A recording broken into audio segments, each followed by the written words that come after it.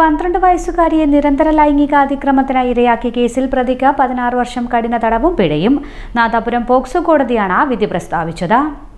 കൂത്തുപറമ്പ് ചിറ്റാരിപ്പറമ്പ് സ്വദേശിയായ അബ്ദുൾ മിഹ്റാജ് എന്നയാളെയാണ് കോടതി ശിക്ഷിച്ചത്. 16 വർഷം കഠിന തടവും 35,000 രൂപ പിഴയും പ്രതിക്ക് വിധിച്ചിട്ടുണ്ട്. 2019 മുതൽ 24 വരെയുള്ള കാലയളവിൽ വിവിധ സമയങ്ങളിലായി കുട്ടിയുടെ വീട്ടിൽ വച്ചും മറ്റ് സ്ഥലങ്ങളിലേക്ക് കൊണ്ടുപോയുമാണ് പ്രതി ലൈംഗിക അതിക്രമം നടത്തിയതെന്നാണ് കേസിൽ തെളിഞ്ഞത്. മൊബൈൽ ഫോണിലൂടെ അശ്ലീല ദൃശ്യങ്ങൾ കുട്ടിയെ കാണിച്ചു കൊടുത്തതായും അന്വേഷണത്തിൽ കണ്ടെത്തി.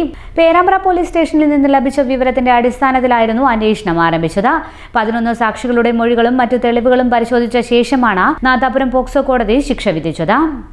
12 വയസ്സുള്ള ബാലികയെ ലൈംഗിക അതിക്രമത്തിന് വിധേയനാക്കിയ കേസിലെ പ്രതിക്ക് 16 വർഷം കഠിന തടവും 35,000 രൂപ പിഴയടക്കാനും നാദാപുരം പോക്സോ കോടതി ശിക്ഷ വിധിച്ചു.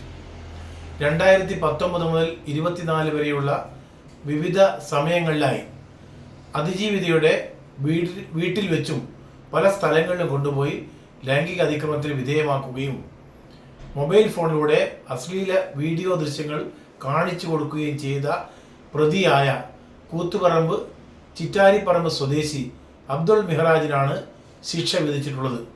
പേരാമ്പ്ര പോലീസ് സ്റ്റേഷനിൽ നിന്ന് കിട്ടിയ വിവരത്തിന്റെ അടിസ്ഥാനത്തിൽ അന്വേഷണം നടത്തി 11 സാക്ഷികളെ വിസ്തരിച്ച ശേഷമാണ് നാദാപുരം കോടതിയുടെ ഈ വിധി വന്നിട്ടുള്ളത്. ഓന് മാത്രമല്ല ഈ നാട്ടിലെല്ലാ പിള്ളേർക്കും ജോലി കിട്ടും. അതിനല്ല അവരീടെ ഇല്ലത്. ഏതിരോ നീ ഏതിന്റെ കാര്യമായി പറയുന്നത്? നമ്മുടെ ശ്രീശങ്കരാചാര്യാണ്. തൊഴിലാണ് ലക്ഷ്യമെങ്കിൽ ശ്രീശങ്കരാചാര്യ.